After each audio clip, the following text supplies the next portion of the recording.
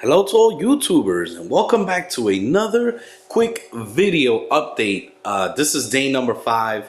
Of course, considering that the holidays are here and New Year's is actually today, I went out today to Home Depot and picked up some stuff that I needed to really get my aquarium working the way I want it to work. And of course, I had mentioned in previous videos that I was really going to document absolutely everything. You never know. There might be 1 or 2 ideas here that some of my subscribers might pick up from watching this video. Now, when it comes to me, I'm a little bit of a perfectionist. The people in my job will tell you that, and my close family members will tell you that. And so, I've bought a few pieces of equipment here, but I discovered, let's start out here with the hardware. I discovered that there actually is, a little, I would probably say like 3 centimeters of that the aquarium is unleveled. And basically, that's the reason why I actually purchased the shims here. Now, what happened was that when moving the aquarium, because I actually had to move it from the position that it was before in order to really make it look good with the dividers and everything.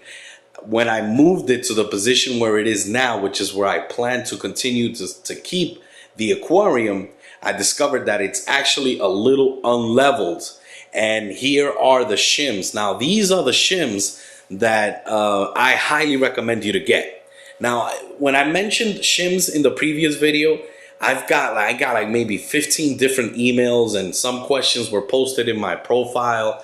And a lot of people were telling me that their nano system is unleveled. How do they do it? I'm going to show that in the near future.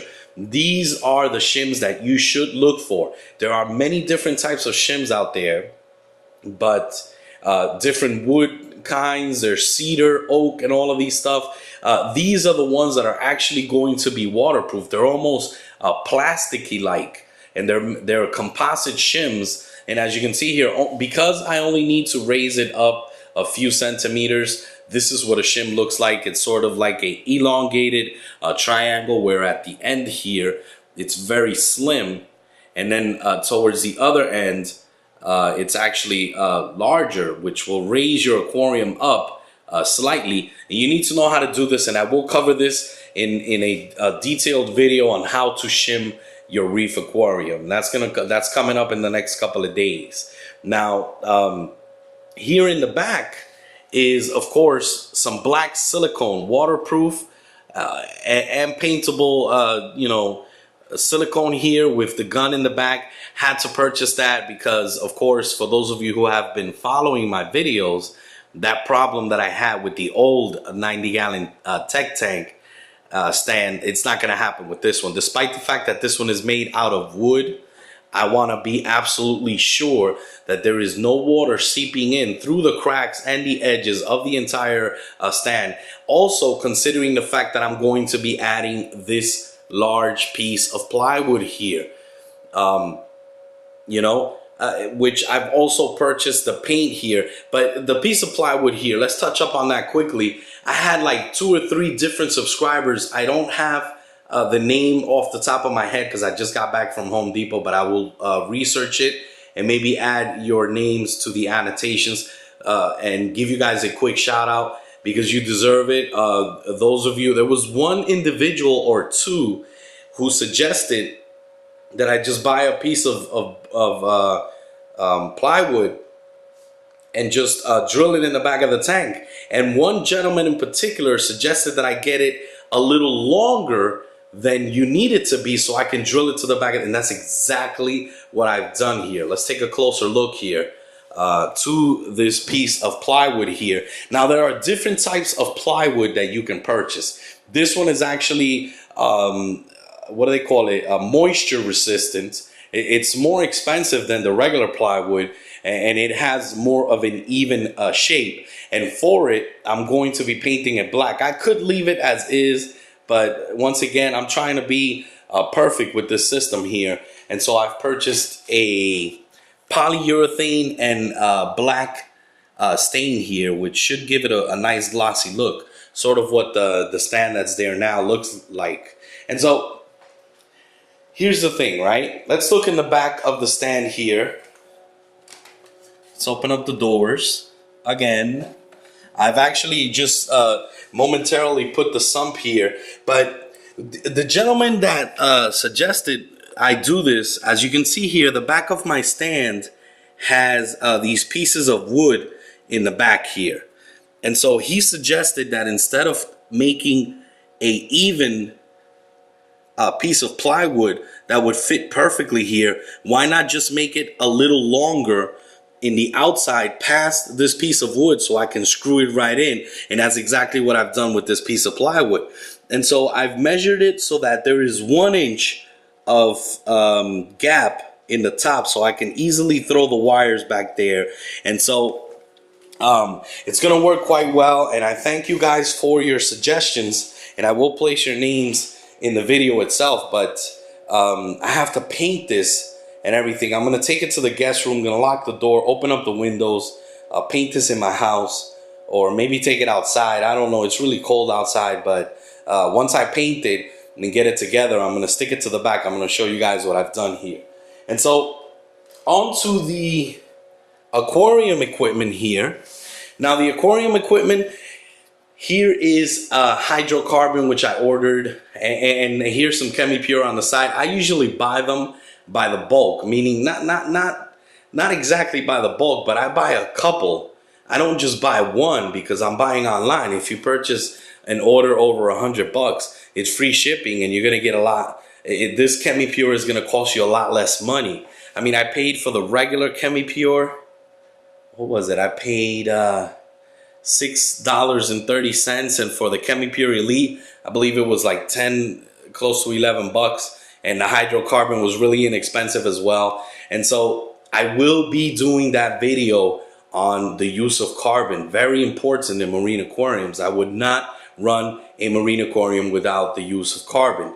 It's just too many benefits to it, it's just, that's gonna be a detailed video that's coming up, and I've mentioned that before. Now I've also purchased here some 1/2 inch tubing here, and that's for the reactors, which you saw that were being placed there. I'm actually working on the setup itself. It's day number 5. I'm taking my sweet time with the holidays and everything, but I want to make sure that this system is done right.